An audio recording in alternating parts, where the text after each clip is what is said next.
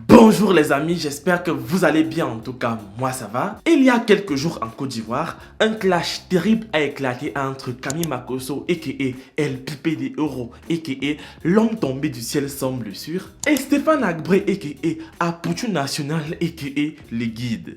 Et vous savez ce qui est le plus bizarre dans le film? C'est que de ce clash qui a fait parler des millions et des millions d'Africains, une seule chose a été retenue, c'est que Apoutou National a fait 24 000 vues en direct, tandis que de son côté, Makosso lui en a plutôt fait 32 000. Ok, c'est bien. Donc tu veux dire qu'avec tout le bruit là, il n'y a même pas eu de leçon pour édifier les esprits et aider les gens à sortir de la pauvreté? Non, il faut le laisser. Moi je vais t'expliquer quelque chose sur Facebook. Mais d'abord, les jingles. Ah ok.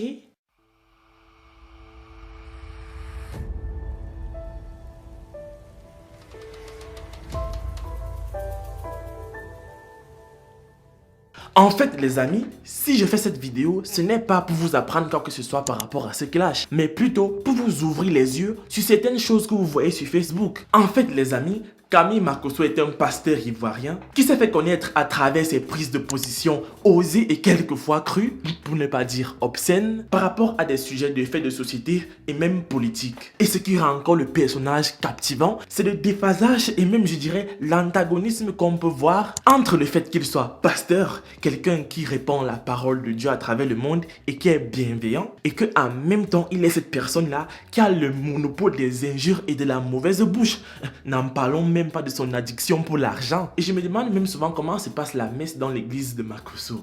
Oh mes frères, Jésus-Christ nous a enseigné des stratégies compliquées lorsqu'il causait avec son bâton sur le mont Sinaï. Modia à tous ceux qui n'ont pas dit Amen. Qui veut goûter le vin de Cana à l'huile? Oui, 150 € la gorgée. Et ce qui est le plus bizarre, c'est qu'il ne cache pas son côté sombre. Et d'ailleurs, il s'en vante même. Il faut également noter ici que c'est quelqu'un qui est quand même très intelligent. Et en parlant de Stéphane Agbré, lui c'est un peu comme une sorte de Makosso en miniature en matière de discours.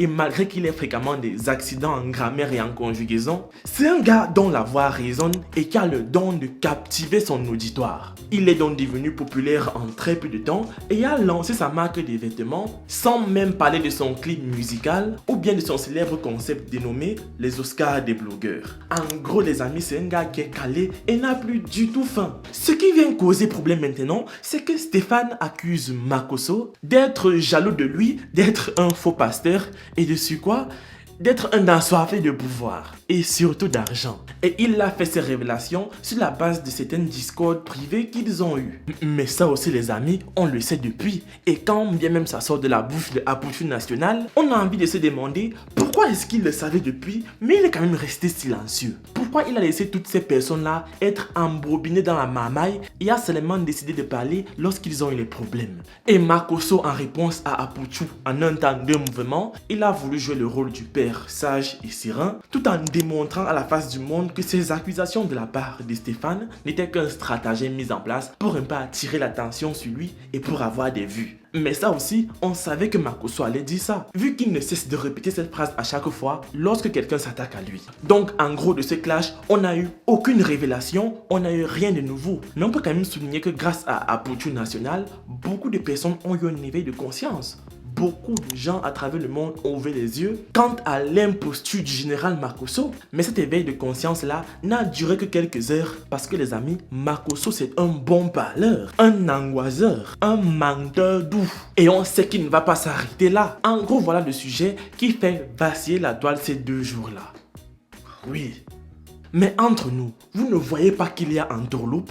Donc vous voulez me dire que pour vous là, tout est normal quoi. 2 personnes qui ont des bouches à nourrir et des loyers à payer sont là en train de travailler leur argent, mais vous qui êtes des spectateurs, êtes ceux-là qui avaient mal. Vous êtes ceux-là qui pleuraient et qui vous déchirez les caleçons au lieu d'aller chercher votre mangement aussi. En fait les amis, je n'ai rien contre Makosso ou alors Stéphane. C'est leur stratégie à eux pour se faire des vues et pour se faire un nom sur Facebook. Et moi en parlant de ce sujet, c'est aussi ma stratégie à moi pour pouvoir m'acheter un beignet chaque matin. Mais ce qui me désole dans tout ça et où je suis énervé, c'est que nous les Africains, on n'a pas compris que Facebook n'a rien à voir, mais du tout rien à voir avec la réalité. On n'a pas compris que les réseaux sociaux c'est du virtuel. Quelqu'un est capable de monter une histoire de toutes pièces et de manipuler vos vos opinions comme une tata qui tourne le cul sur la véranda. Marcoso et Stéphane ont des vies privées. Et actuellement là, ils sont en train de rigoler en eBay sur WhatsApp parce que leur plan a marché. Ils ont eu leur buzz. Et demain, comme par hasard,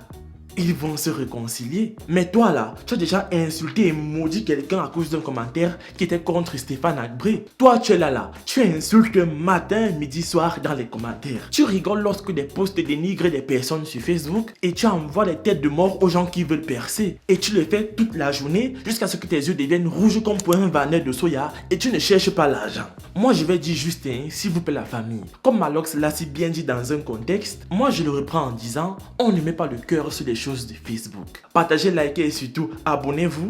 Moi je vous laisse et surtout on se prend pour la prochaine fois.